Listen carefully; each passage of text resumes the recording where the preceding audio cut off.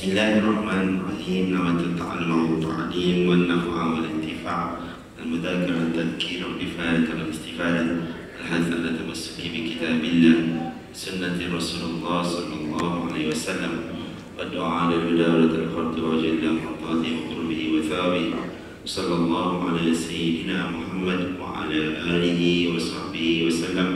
Alhamdulillahirabbil alamin. Bismillahirrahmanirrahim. Alhamdulillahirabbil alamin.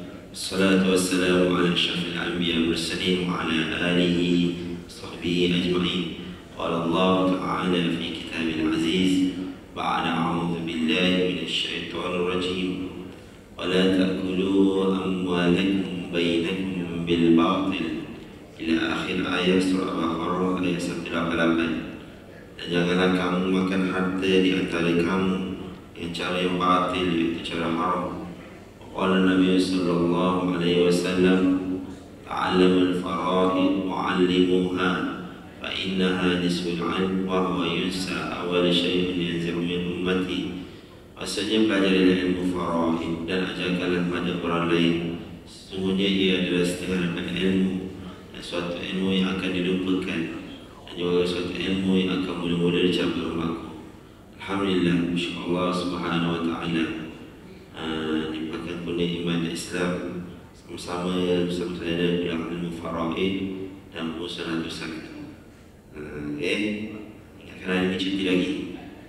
Pasal dari situ tengok parking ada orang lain nak berceramah baru. Kalau ingat balik tapi alhamdulillah punya ada poster boleh rutin. Alhamdulillah. Jadi mudah-mudahan dipermudahkan Ustaz. Jadi kita masuk dalam buku faham faraid kita, itu dah habis buku surat 27. Kita sambung seterusnya surat 29 tu anda baca je. Anda baca, saya tak baca semula. Surat 9 ni adalah sumber daripada buku faraid. Seperti mana saya pernah beritahu sebelum ni, satu-satunya ilmu yang Allah ceritakan satu persatu bagaimana cara pembahagian. Macam mana anak lelaki dapat, macam mana anak perempuan dapat, macam mana suami dapat. Allah akan cerita detail satu-satu dalam Al-Quran. Surah An-Nisa ayat 11, ayat 12, ayat 8, ayat 7. Anda boleh tengok satu-satu Allah detailkan dalam Al-Quran surah An-Nisa. Berlainan dengan solat. Solat Allah ceritakan dalam Al-Quran, aqimus solat. Macam tu je Allah cerita. Selebihnya kita Nabi Muhammad SAW ajar dalam hadis.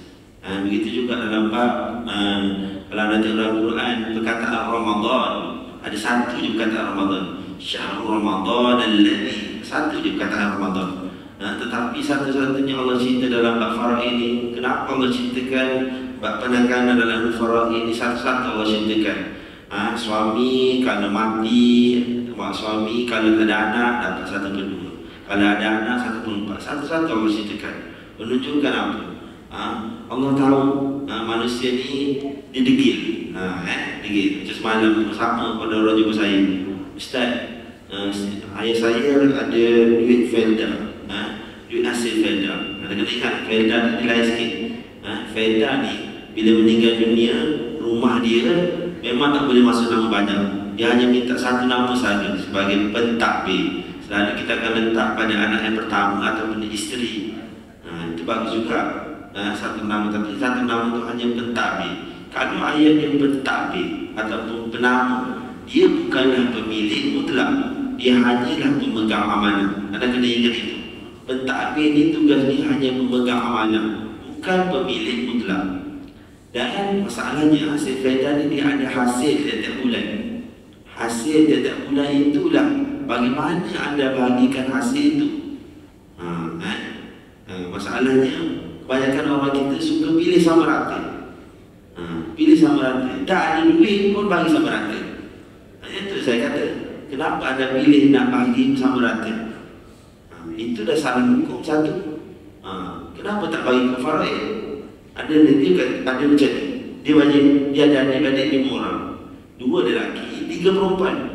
Okey, 2 lelaki, 3 perempuan. Okey.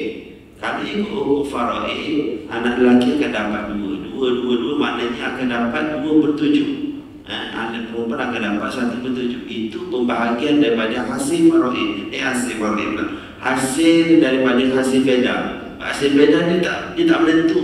Bulan ni dapat berapa, bulan depan dapat berapa. Sebab itulah saya kata bagilah ikut faraid. Tapi saya tanya bagi macam mana? Oh Ustaz, kita orang bagi sama rata. Semua dapat bagi sama rata. Lepas tu kita orang wujudkan satu lagi. Saya kata wujudkan satu lagi tu apa? Toya ke apa?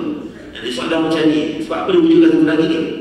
Sebab satu lagi ni kata Ustaz, supaya saya wujudkan satu lagi ni, supaya satu lagi ni untuk kita bayar bajet ataupun kita bayar modal kepada hasil, lepas tu kita bayar ke rumah.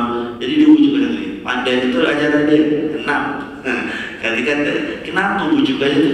Dia tak boleh wujudkan benda baru. Dia tetap jadi tujuh. Tetapi kita guna kaedah. Kalau kita punya kaedah, sepatutnya tak boleh kita buat tujuh. Tetapi kita guna dulu duit tadi, duit yang datang hasil itu, kita bayar bajet, kita baiki rumah. Yang lebihan saja, yang lebihan barulah kita dibagikan dengan tujuh. Ikut faraid. Simple saja. Sebab dalam hukum Islam senang saja. Kita selesaikan hutang dulu. Hutang dulu, baki baru kita bagi faraid. Kalau anda main wujudkan pada pandai, masalah. Hukum Islam tu dah bagi cantik lah. Lepas itu selesaikan hutang, lebih baru bagi faraid. Ini masalah bila nak faraid dulu, masalahnya nak faraid dulu. Itu salah. Ya. Begitu juga saya kata, okey sekarang ni ada 5 orang adik-beradik. Saya tanya, kalau ada seorang meninggal dulu, macam mana pula anda bagikan? Adakah anda bagi pada 4 orang saja? Yang seorang dia tak dapat ke? Kalau anda kata adil daripada sudut pemikiran anda, oh Ustaz, kita bagilah dekat seorang wakil ni, ada pandai dia bagi. Oh macam tu pula. Sepatutnya kalau seorang dia meninggal dunia ada berapa orang? Dia ada isteri dia tu, dan dia ada 2 anak lelaki. Maknanya sekarang 4 tambah 3, 7. Kenapa tak bagi semua tu 7? Oh tak boleh Ustaz, dia berada kat bawah. Oh macam tu pula, tak adil. Kenapa tu? Sebab tu saya kata, di mana keadilan manusia? Sebab itu kalau tak ada faraid, faraid lah diceritakan bila sepatutnya meninggal dunia di bahagian yang mati tadi, dia akan jatuh pula ikut bahagian faraid masing-masing. Kan simple. Sebab tu saya kata, kalau tak ada hukum faraid, lagi cacat marbat. Cantik dan dibagi bahagian. Tetapi orang kita dia fikir suka pilih, maknanya suka bayar dia sama rata, iaitu bagi sama rata. Anda hanya nampak pemikiran sama rata itu ada, tapi sebenarnya tak ada pun. Begitu juga dalam hukum faraid. Kan kita kata selalunya anak perempuan yang jaga mak dan ayah, anak perempuan. Ataupun kita kata ada setengah-setengah ni dia kata anak yang ni baik, jadi patutnya hantu besar ni dapat kepada yang baik lah. Ataupun yang jaga mak. Tapi silap, hukum faraid ini bukan berkaitan dengan sampai jaga mak ataupun sampai jaga ayah. Oh kalau macam tu sedap lah. Yang jaga mak dengan ayah ni, dia tak ikhlas ke jaga mak dengan ayah dia, nak dapat harta. Kita tanya pula persoalan dari situ. Adakah dia jaga mak dengan ayah ni semata-mata nak dapat harta? Begitu juga tadi, dia pilih anak yang baik, saya dapat harta banyak. Dia ni lah yang baik, anak dia bagilah harta banyak. Oh kalau nak kira baik, jiran sebelah baik, bagilah jiran sebelah. Nak main akal, kita main akal juga kan. Jadi anda kena faham, faraid ini bukan bergantung pada baik atau tak baik. Faham kan? Jadi itulah anda kena faham dalam bab faraid. Faraid hukum lain, hukum yang jaga mak hukum lain. Hukum yang jaga mak, yang tak jaga mak itu dosa dia dari Allah SWT. Yang tak jaga mak, yang tak jaga ayah, itu dosa lain. Tapi hukum faraid Allah dah tentukan, meninggal dunia inilah dapatnya. Meninggal dunia hanya dapat macam mana? Itulah satu-satunya hukum yang Allah bagi. Okey. Di sini surah 9 30 anda baca. Saya tak baca lagi, itu dalil panjang. Begitu juga di surah 35. Pengarang kitab ini datangkan hadis-hadis daripada Nabi Muhammad SAW. Banyak hadis sampai ke hadis 8. Dan surah 41 kita akan berjumpa nanti dengan pandangan sahabat dalam masalah faraid berkaitan dengan datum, insyaAllah. Okey, kita sambung di surat 42 buku Faham Faraid, iaitu rukun-rukun pesaka. Dalam bab fiqh dia mesti ada rukun. Solat ada rukunnya. Solat kita ada berapa rukun? 13 rukun. Begitu juga dalam bab faraid dia ada rukunnya. Iaitu apa dia rukun pertama? Yang inilah saya kata ni. Tak ada rukun ni, maknanya tak terjadilah faraid. Okey, tak terjadilah faraid. Sebab tu siapa yang tengok dalam rukun ni tak ada, tak payah belajar faraid. Okey, yang pertama Pertama dia al-mawrus, iaitu harta pusaka.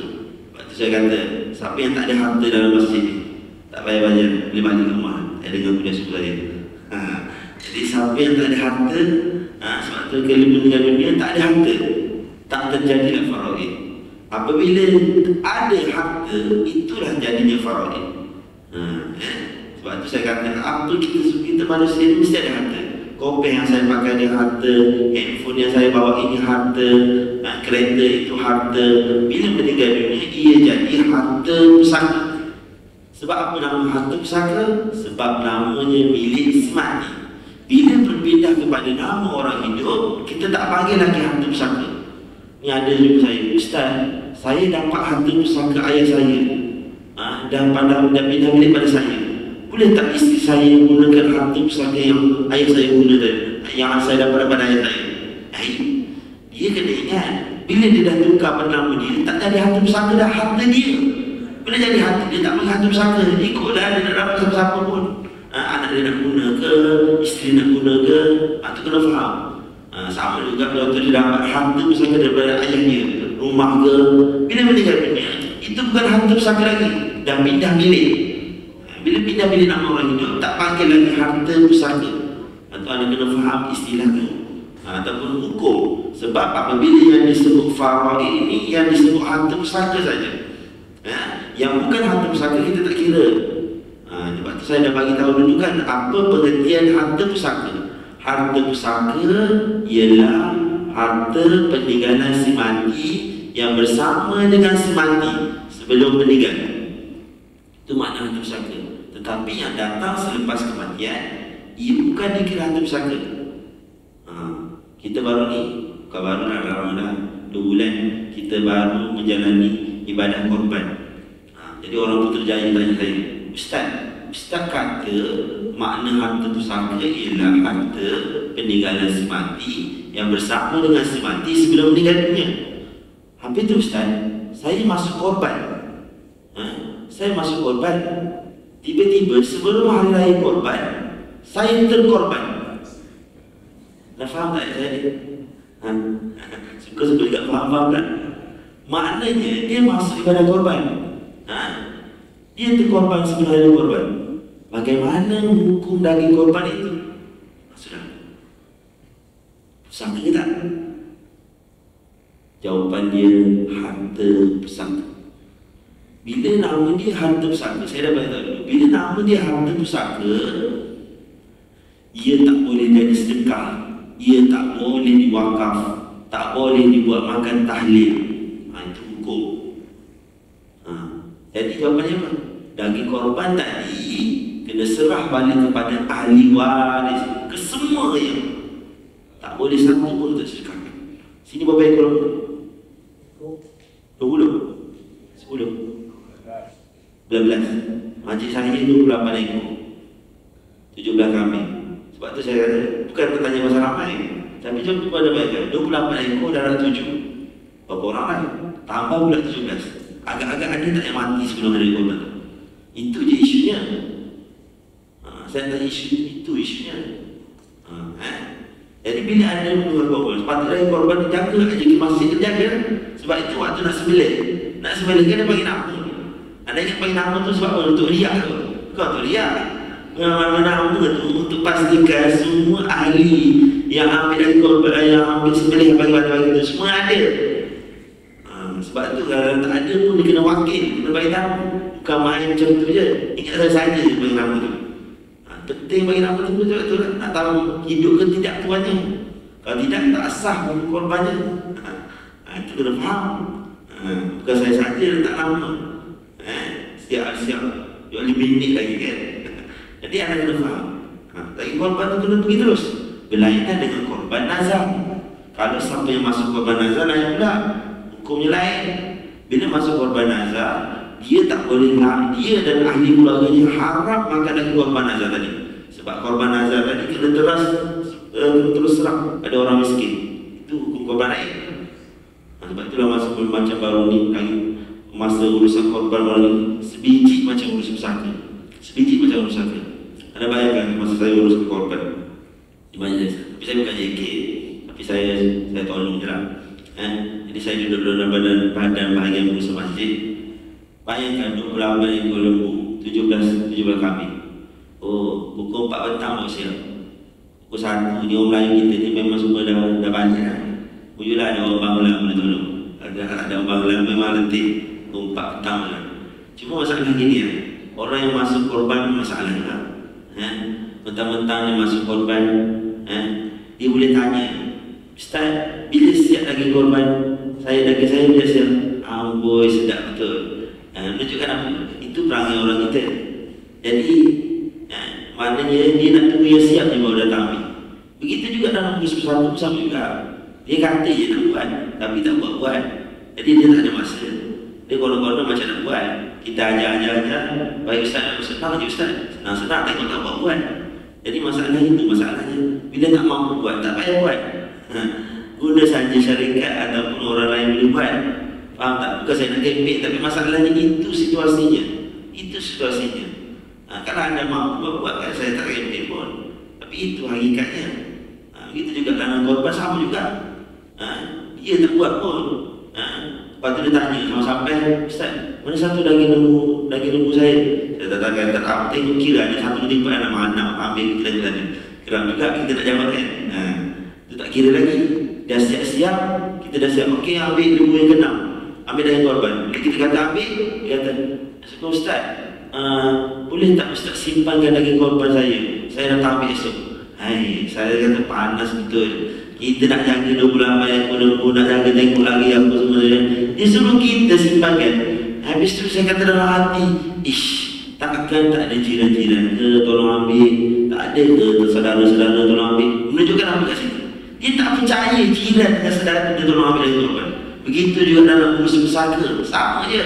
Dalam ahli pusaka pun sama dengan perangai macam tu. Dia tak percaya anak-anak nak untuk urus pusaka. Itu perangai dia.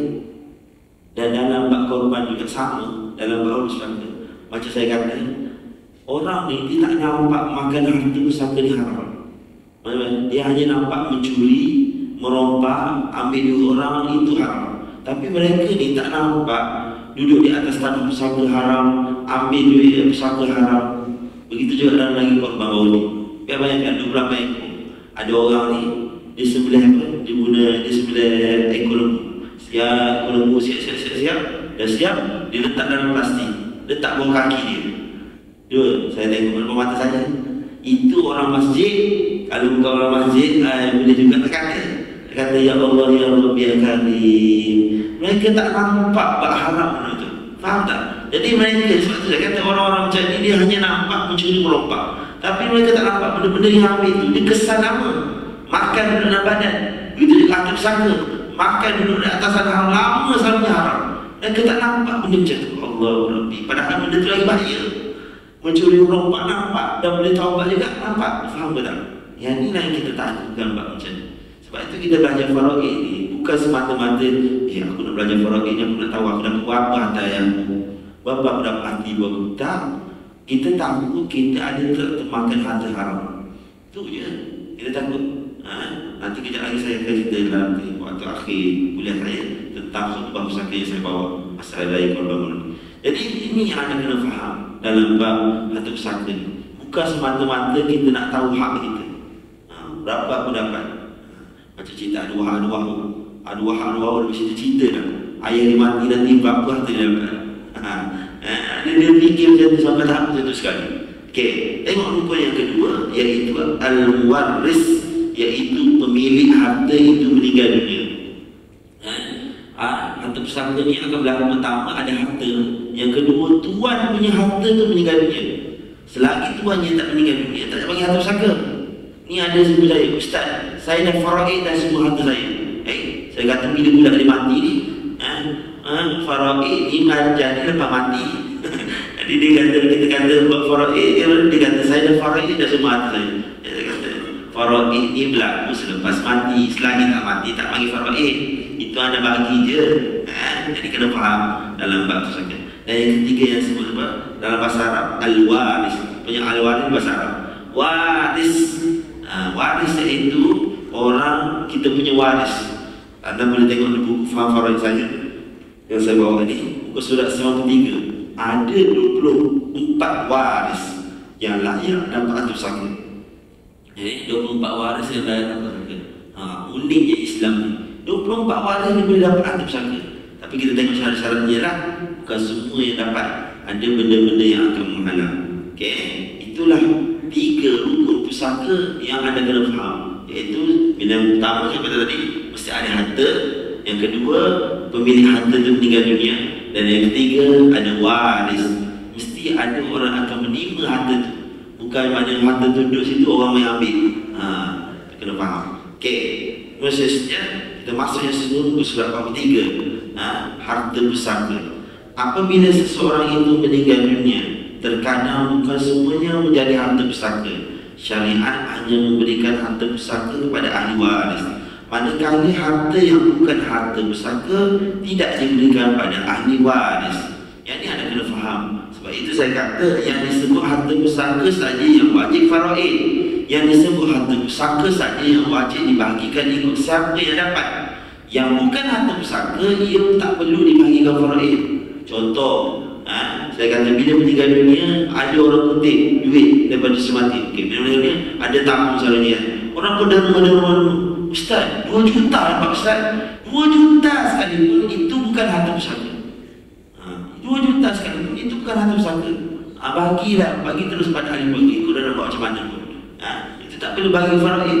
Yang bagi faraid apa yang dinamakan harta pusaka dia. Maknanya harta peninggalan dia yang sebelum dia meninggal dunia. Sebelum meninggal dunia. Tak kira kat bank ke, yang orang berhutang ke, duit rumah sewa ke. Duit rumah sewa macam tu tak? Duit rumah sewa ni, anda kena faham, duit rumah sewa ni, duit rumah sewa si mati. Duit rumah sewa si mati ni, jika nama dia masih nama si mati, Ustaz, dah meninggal dunia, dikira lagi ke harta pusaka dari rumah sewa? Saya kata, rumah sewa tu nama siapa? Kalau nama si mati, memang wajib faraid. Kalau sudah bertukar pada nama orang hidup, dia tak jadi faraid. Sebab tu ada orang menyebut saya, Ustaz, ibu saya meninggal dunia. Jadi bila ibu saya meninggal dunia, ibu saya ni ada duit, ada rumah sewa. Jadi saya ada rumah sewa tu kena bagi macam mana? Saya kata kena bagi faraid lah. Jadi dia ada 5 orang, 3 lelaki, 2 perempuan. Jadi dia kata, saya kata kena bagilah ikut faraid. Anak lelaki dia dapat 2 per 8. 2 per 8. 2 per 8. Anak lelaki dapat 2 per 8, anak perempuan dapat 1 per 8. Okay. Jadi kena bagi macam tu. Lepas tu dia kata, Ustaz, sekarang ni kakak saya dah meninggal dunia. Bila kakak dah meninggal dunia, adakah faraid ni bagi pada 4? Tak. Saya kata, faraid ni kena bagi juga pada bawah-bawah ni anak dia. Anak dia ada 4 orang. Lepas tu isteri 4 orang. Bagilah ke faraid. Ush, macam tu Ustaz? Ya, macam tu. Selagi nama itu, nama rumah itu milik semati. Lepas tu macam mana nak stop? Stop senang saja. Anda urus pusaka. Urus pusaka, rumah tu jadi nama orang hidup. Siapa pemilik dia? Bila nama milik orang hidup, tak jadi lagi harta pusaka. Tak lama lagi dia duduk bersama tu, dia tak bagi harta pusaka. Maknanya sampai jadi pemilik itu, ikut suka hati dia nak bagi macam mana. Ataupun dia nak ambil semua. Itu saja.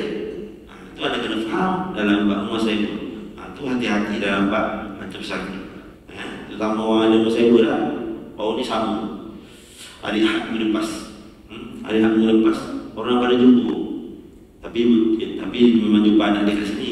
Dia pada jumpa. Datang semata-mata nak jumpa saya, nak cerita pasal harta pusaka mak dengan ayah dia. Dia kata dia, ada satu hak ni kalau datanglah minit baru nak jumpa saya, susah lah. Saya satu hak ni memang banyak macam ini. Penuh lah, dia jual kejap lagi jumpa.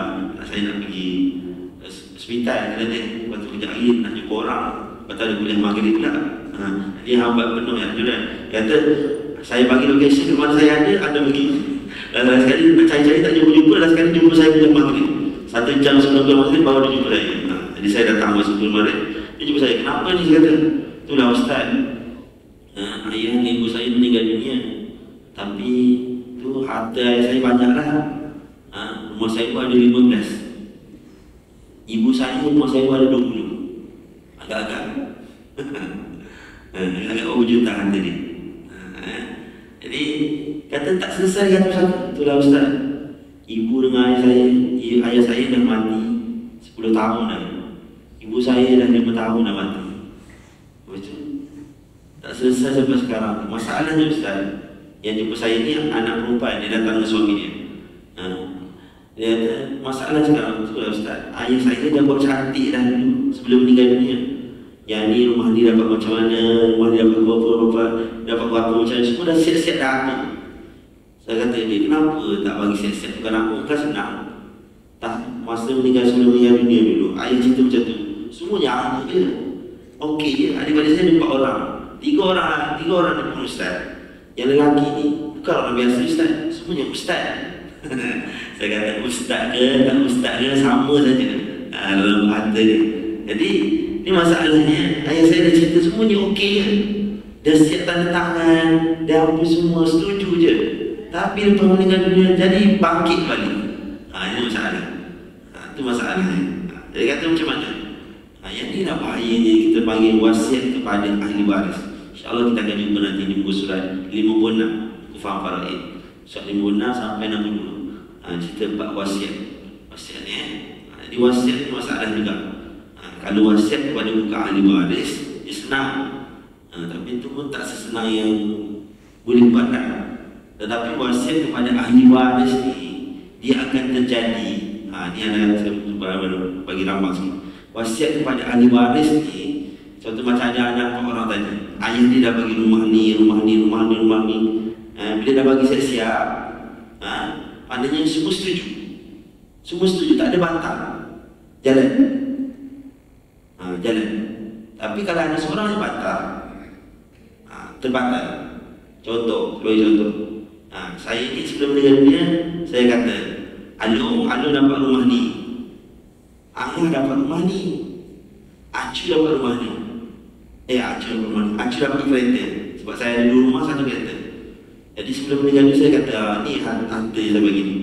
Tapi selepas meninggal dunia, wasiat ni dia jalan lepas meninggal dunia. Selepas meninggal dunia, dia kena kira faraid dulu. Rumah pertama ni Alu dapat berapa bahagian, Angah dapat berapa bahagian, Acu dapat berapa bahagian. Pergi dua pula, Alu dapat berapa bahagian, Angah dapat berapa bahagian, Acu dapat berapa bahagian. Pergi yang ketiga pula. Kereta ni pun sama juga. Alu ada bahagian dia, Angah dapat ada bahagian dia, Acu ada bahagian dia. Kena kira faraid dulu. Dan semua dah tahu bahagian faraid masing-masing. Itu satu. Kemudian Alu pun bagi cadangan. Tapi ayah pada bagi wasiat dulu. Boleh tak kita tengok wasiat ayah? Boleh. Kita tanya seorang-seorang. Kita tanya seorang. Alu setuju tak? Alu kata, okey, Alu setuju. Pergi pada Angah. Angah setuju. Sampai kepada Acu. Acu kata, Alu dapat rumah, Angah dapat rumah, Acu dapat kereta. Ini tak adil. Bila punya ayat ini tak adil tu, jawapan dia batal lah. Bila cerita dah sama je sebiji. Itulah benda kezaman dia itulah. Itu kena faham wasiat kepada ahli waris dia tak kuat. Sebab tu kami punya di syarikat pun sama. Kalau bab wasiat pada ahli waris ni sana memang masalah. Ada 10 kes ni 2 je menang. Tapi kalau setakat kalau hibah, alhamdulillah tak ada apa masalah. Setakat ni lah. Itulah yang beritahu, iaitu anda kena faham. Ini harta pusaka pun kena tengok juga. Dia yang bernilai saja. Kalau rasa tak bernilai, tak kira harta pusaka. Contoh dah baju kain buruk memang itu harta milik semata juga, tapi dah buruk dah. Tak kira harta pusaka lah. Faham tak? Sebab itu benda-benda barang yang dalam rumah, kita akan duduk ahli waris, kita bincang macam mana ni, nak kira harta pusaka tak? Tak kira, tak payah. Kalau dikira, ada bernilai, semua ada nak, ia dikira harta pusaka. Sebab tu kena duduk. Dan mestilah harta itu milik yang sempurna. Harta itu milik sempurna. Kalau harta itu masih berhutang, kita kena serah balik pada pemiliknya. Harta pusaka itu kena serah balik pada pemiliknya. Kemudian harta itu mestilah harta yang halal. Sebab itu saya kata dulu, harta itu mesti harta halal. Contohnya kalau ada duit haram. Ni ada seorang ibu saya, Ustaz, anak saya ni, dia meninggal, dia ni jual vape Ustaz. Jual vape. Dia vape. Dia meninggal dunia. Tapi vape ni Ustaz, adalah dia punya hasil dia 20,000 juga Ustaz. Macam mana Ustaz? Boleh tak kita makan daripada duit itu? Saya tanya, anda tanya sendiri, boleh makan tak? Dia kira dalam duit syubhat. Bila duit syubhat, nak kata haram tak haram, bukan kata haram, yang penting kita kata anda sanggup makan duit itu. Jadi duit syubhat mana tak ada makan lah. Begitu juga duit riba.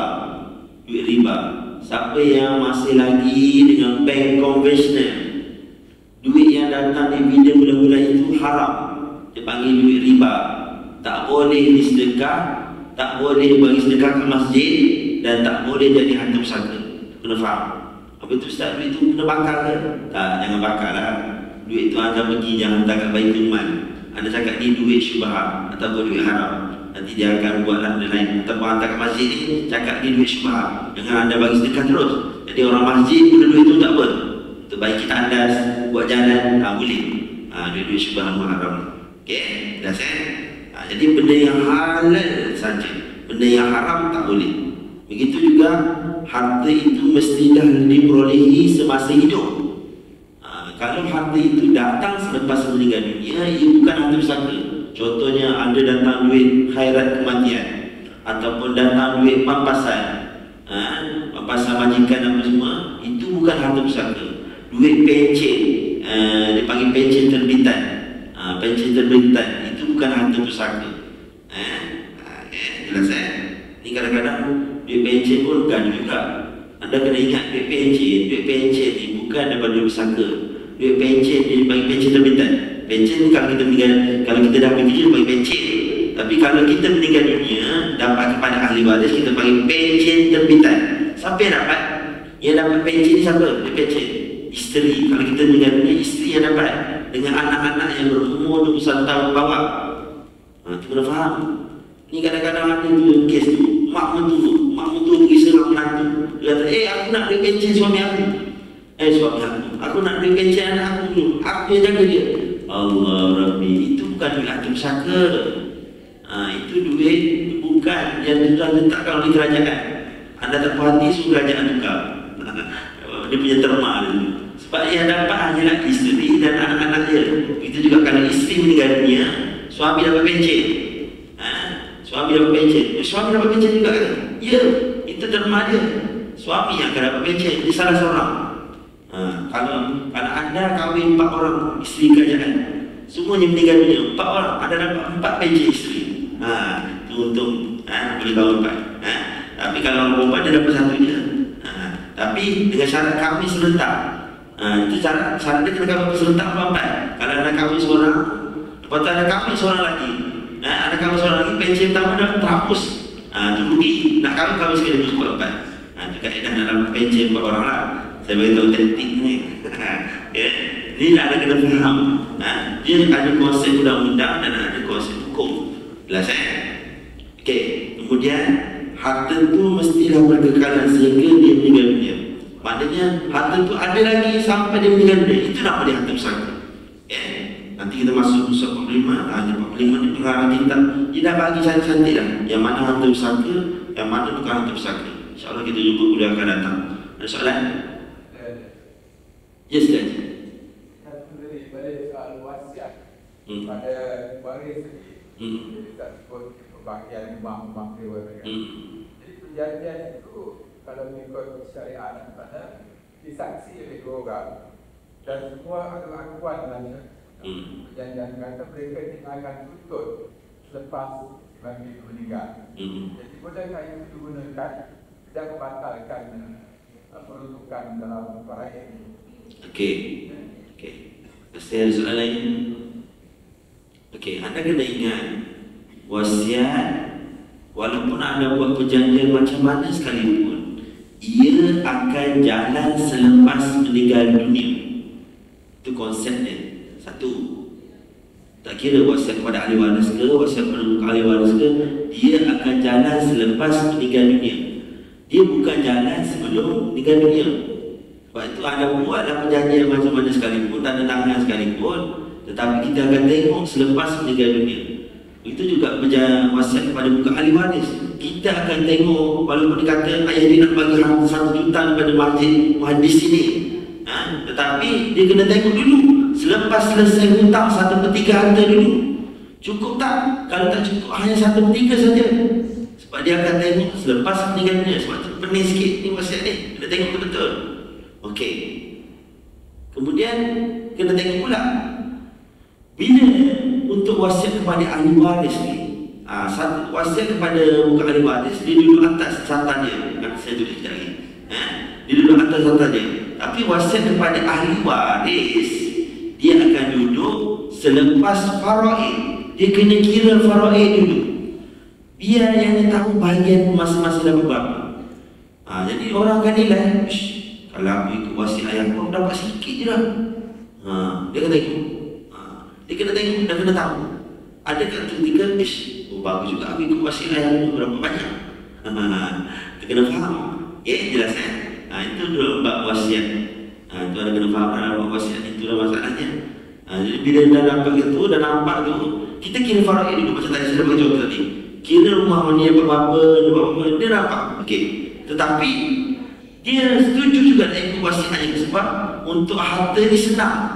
Kan? Sebab ayah dah bagi siap-siap. Jadi dia boleh ikut. Tapi masalah wasiat kepada ahli waris ni, kena semua bersetuju. Kalau ada seorang saja tak bersetuju, automatik terbatal. Dia kaedah dalam undang-undang Malaysia ni, wasiat kepada ahli waris ni, kaedah dia ada seorang saja tak setuju, terbatal. Dia tak macam faraid. Kalau faraid, contohnya kita nak bagi, okey, setuju tak nak bagi sama rata? Okey, kalau tak setuju, siapa yang tak setuju? Yang tak setuju tu ikut faraid. Yang setuju tu nak bagi sama rata, silakan. Itu lain. Tetapi dalam hukum wasiat dia lain. Hukum wasiat, siapa setuju tak dengan ayah punya wasiat? Kalau tak setuju satu, seorang yang tak setuju, terbatal wasiat ayah tadi. Itu je konsep dia. Janji? Walaupun saya buat aku janji lah. Ya. Aku janji sekalipun terbatal dan tak boleh pakai. Sebab wasiat dia akan datang selepas kematian. Tapi kalau aku janji itu selepas kematian, boleh. Aku janji itu selepas kematian. Dan sebenarnya, okey, setuju tak itu wasiat ayah? Oh, kita orang setuju. Okey, buat aku janji. Yang itu terpakai. Sebab selepas meninggal dunia. Aku janji itu mesti lepas meninggal dunia pula. Jalan. Dah saya? Okey. Satu soalan tentang kalau kita wakaf, misalnya kita kata dalam masjid ni, tapi kita daftar dengan Perdana Wakaf Selangor. Wakaf Selangor. Jadi kita meninggal, perjanjian dah dalam dari perjanjian wakaf dah diserahkan pada Perdana Negeri Selangor. Wakaf Selangor lah, okey. Sekiranya sebab meninggal, dia banyak hutang. Adakah harta wakaf tu pada jual untuk bayar hutang? Okey, ada tengok contoh yang saya tulis. Hibah wakaf amanah, dia akan berlaku sebelum meninggal dunia. Contoh saya wakaf whiteboard ni.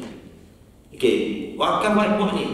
Bila wakaf whiteboard ni dah jadi milik masjid, tiba-tiba si mati tu ada berhutang, dia boleh ambil balik tak whiteboard ni?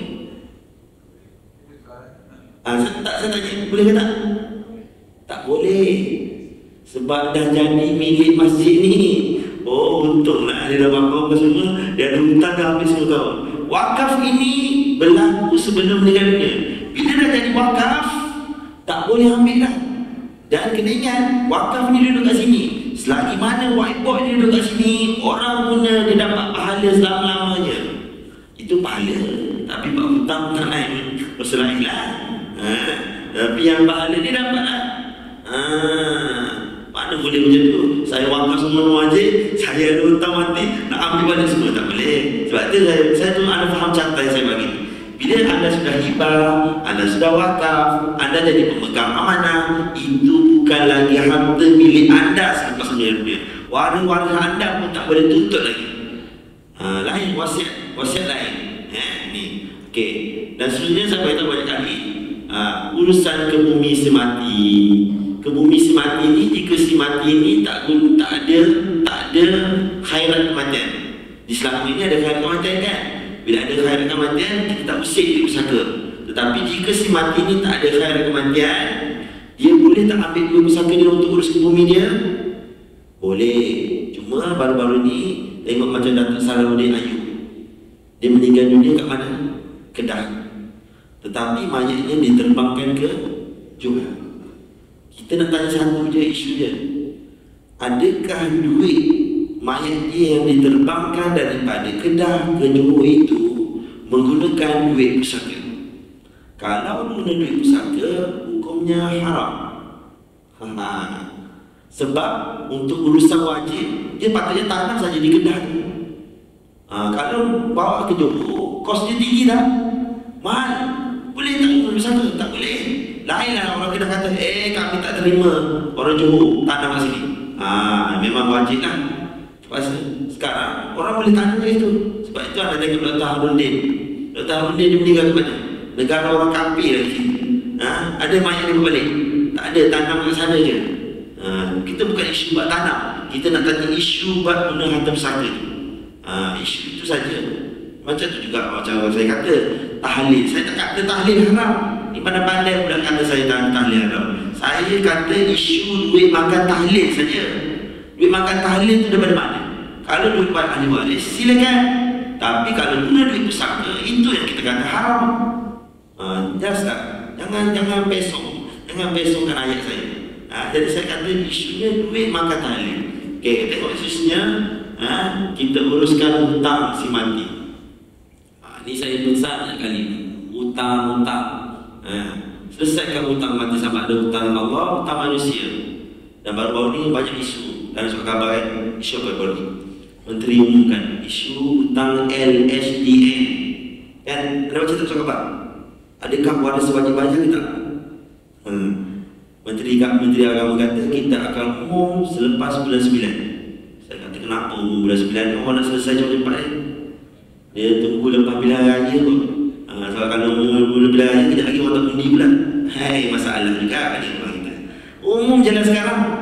Dia kena ingat simple saja. Jika si mati ni masih ada harta dan dia hutang, memang kena wajib bayar. Memang wajib bayar. Itu je. Tapi kalau si mati dia tak ada harta, takkan kita bayar? Betul tak? Ada ayah ada hutang 5 juta, anda nak bayar? Tak nak. Bukan kita tak nak bayar, kita pun sakit kan? Kita pada hutang juga. Takkan kita menanggung hutang ayah kita? Sebab itu Islam dia jaga elok dah. Islam dia bagi tahu elok dah. Si mati tak ada harta, kita tak boleh bayar. Tapi kalau si mati ini ada harta, kita wajib bayar menggunakan duit pusaka dia. Itu saja. Nampak Islam tu ajar satu-satu step cantik lah. Okey, tengok isusnya. Tuntutan harta sepercalian yang saya bagi tahu. Iaitu yang boleh tuntut siapa? Suami ataupun isteri. Kalau isteri meninggal dunia, suami boleh tuntut. Tapi ini mesti ditentukan di mahkamah syariah. Mahkamah syariah negeri masing-masing. Kalau kita selama di Shah Alam. Okey, kemudian yang inilah saya cakap tadi. Carta wasiat 1/3 ni. Yang ni pada bukan ahli waris. Dia duduk kat sini. Okey, kemudian saya tak nak cerita lagi kemudian ni. Nanti saya cerita yang lain. Okey, faraid. Bahagi ikut faraid. Okey. Kemudian baru kat sini ada jumpa wasiat kepada ahli waris. Dia duduk carta yang lain. Wasiat sama ni. Tapi wasiat yang ni, wasiat kepada bukan ahli waris duduk atas. Tapi wasiat kepada ahli waris dia duduk lepas faraid. Dan barulah yang terakhir, hartanya dibahagi sama rata, iaitu muafakat ataupun takharruj, melepaskan hak. Ini catat lengkap lagi. Nanti saya akan baca surat yang lengkap. Nanti kita akan jumpa. Lepas buku surat 56 nanti baru saya beri catat yang lengkap faraid nanti, InsyaAllah. Ini ada semua anda hafal dulu sikit-sikit. Saya tulis supaya anda ingat. Tulis. Buat dia tulis. InsyaAllah. Okey, ada soalan? Tak ada?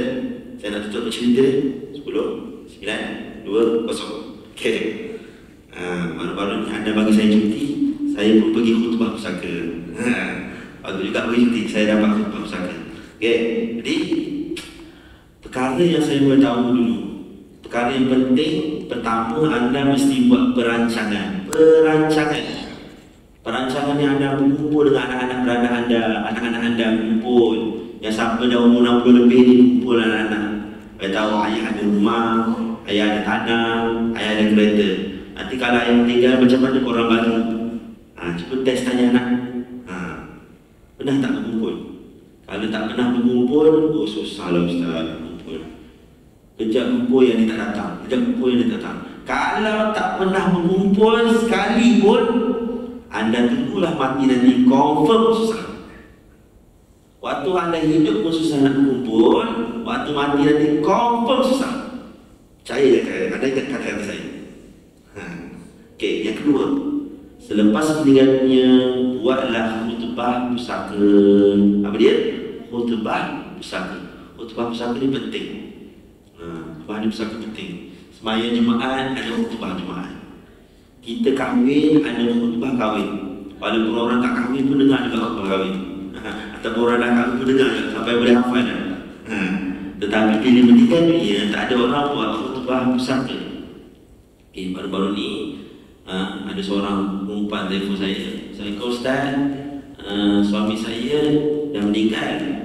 Boleh tak Ustaz buatkan khutbah pusaka untuk keluarga suami saya? Sebab saya nak tengok macam mana bagi faraid. Okey, saya kata boleh. Saya tanya, suami mati bila? Oh, suami saya mati bulan 8 tahun lepas. Bulan 8 tahun lepas awak panggil? Iyalah Ustaz, saya baru belajar faraid, Ustaz baru ajar tempat masjid saya pula kena marah. Sebab itulah saya pergi merata-rata dia mengajar ni. Tuan-tuan, Allah tak tanya, kenapa kau tak pergi mengajar ni? Kenapa kau tak pergi ajar ni?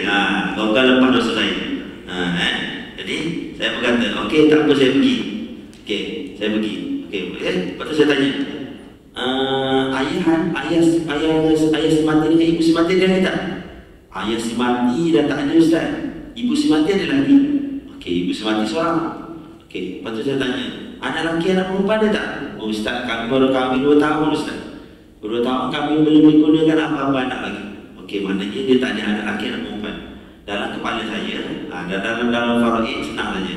Jika si mati ni dah tak ada anak lelaki, ayah dah tak ada, kita akan tengok apa dia? Adik-beradik si mati. Okey, saya tanya, adik-beradik si mati ni ada berapa orang? Oh Ustaz, adik-beradik suami saya ni ada 14 orang. Aduh, saya dah lemah jantung lah. Saya kata, sudah 14 orang. Saya kata, dah saya kata kepada dia lah. Saya kata, okey lah, macam ni. Khutbah pusaka ni, pastikan semua hadir. Kalau tak hadir, saya takkan datang. Saya kata dalam hati, minta lah. Tak ada, seorang tak datang pun tak apa, nanti tak jadi lah. Saya malas nak pergi. 14 orang kan. Anda faham lah, bila 14 orang, anda senang cakap nak pergi selesaikan pusaka, kau main-main. Jadi 14 orang. Dia kata, tapi dia telefon saya betul. Dia kata, Ustaz, Alhamdulillah Ustaz, 10 orang boleh hadir, 4 orang sanggup tengok online. Aduh, saya kata dalam hati saya, sudahlah. Apa pula bersungguh sangat ni sampai 14 orang sakit turun ni. Harta banyak sakit kan ni. Saya dah sebelum nak pergi saya takut dah lah kat Kelang tu jauh tu. Okey, dah saya pergi yang itu masa raya tu saya pergi. Hari Sabtu malam raya saya pergi. Sampai-sampai semua hadir. 10 orang hadir. 4 orang tu dah bersedia nak online. Saya kata, okey. Tanya harta banyak sangat ni sampai semua hadir ni saya beli. Saya kata, harta banyak sangat ni semua hadir ni. Tak ada Ustaz, suami saya ada kereta SPG. Dekat saya ni ada cash sekarang ni 60k, duit K daripada SPI ada 60k. Okey, oh macam tu. Okey, tak apa saya kira faraid. Kira-kira faraid, anak lelaki, adik-beradik lelaki dapat lebih kurang 9,000. Adik-beradik perempuan dapat lebih kurang 4,500. Dan malam itu juga dia tak ada dah semua yang tak tahu settle. Dari sampai faraid, saya pun kata, terus bagilah faraid 9,000 yang cash kan ada. Bagi terus 9,000. Yang dia dapat terus 4,500. Semua dah dapat kat tangan. Dapat kat tangan. Selesai. Cuma yang 4 orang yang tak hadir saja, kita akan bagi tempat kita. Okey. Bila dah dapat kat tangan, apa jadi? 10 orang yang hadir pada malam itu dan dapat duit kat tangan, semuanya serah balik kepada isteri tadi. Taharush. Satu-satunya saya buat khutbah pusaka, saya menintis air mata. Tahu? Menintis air mata. Sebab tengok duit kat tangan ni. Bukan duit cakap, duit dah dapat kat tangan, tapi semua serah balik kepada isteri tadi. Isteri tadi tu, cuba nak tengok, isteri tadi ada anak tak? tak ada anak. Kalau isteri ada anak, pulang-pulang kita pernah bagi hadiah pada anak saudara kita tak. Tapi ni dia tak ada anak. Tapi mereka yang 10 orang tadi, lepas saya cerita macam ni, lepas tu dia orang dapat faraid, semua serahkan pada isteri. Allahu Rabbi. Hebatnya 14 orang adik-beradik. Inilah yang saya kata. Kalau faham tentang faraid, tak faham belajarnya, kadang-kadang harta yang banyak pun, harta banyak masalah tak? Yang ni 14 orang boleh selesai malam tu. Dan semuanya bagi pada. Kereta tadi lagi lah sekarang. Anda bayangkan kalau kereta tadi 14 orang nak menuntut. Saya kata seorang ambil tayar depan, seorang ambil tayar belakang, seorang ambil enjin, nak macam tu je ibaratnya. Ibarat faraid sangat. Anda faham tak yang saya? Tapi anda tengok bila belajar faraid di situ ni, lepas tu 2 orang menjumpa saya, Ustaz, senang je faraid Ustaz. Dapat macam ni selesai je. Memang masalah. Saya tak kata susah. Tanya orang yang tak ada faraid, saya pun tak tahu apa dia masalah. Anda faham tak? Apa yang masalah tak ada faraid? Tapi inilah yang saya kata, kalau orang tak pernah belajar faraid, mati-mati pandai satu faraid, tapi tak selesai faraid. Kes zaman dia jadi 10 orang je, menantu dengan mentua je, sampai sekarang tak selesai. Harta beribu-ribu. Minggu lepas saya tazkirah Jumaat di Bukit Mahkota, Bukit Mahkota di Selangor, di Bandar Sentral. Lepas tazkirah Jumaat, saya jumpa duduk belakang sambil jual kitab. Lepas tu ada seorang menjumpa saya, Ustaz, ayah saya ni ada apartmen je Ustaz. Yang dapat harta apartmen ayah saya ni, saya dengan kakak saya je Ustaz. Tapi sampai 5 tahun dah tak selesai bersama. Yang kakak saya nak jual, saya tak nak jual. Sampai sekarang 2 orang je Ustaz. Betul lah Ustaz cakap. Allahu Rabbi. Dia bukan kira ramai, bukan kira sikit. Inilah dalam bab faraid. Jika tak faham, tak pernah belajar, tak tahu, inilah yang kita takut sekali. Ramai pun bukan bertentu tak selesai bersama, dan sikit pun bukan tentu bersama. Jadi saya harap anda faham dalam bab faraid dan pusaka ni. Jangan pandang enteng dan remeh tentang bab ini. Itu saya kata, buatlah 2 benda ini, iaitu perancangan dan khutbah pusaka. Semoga kita tak tergolong dalam golongan makan harta batil.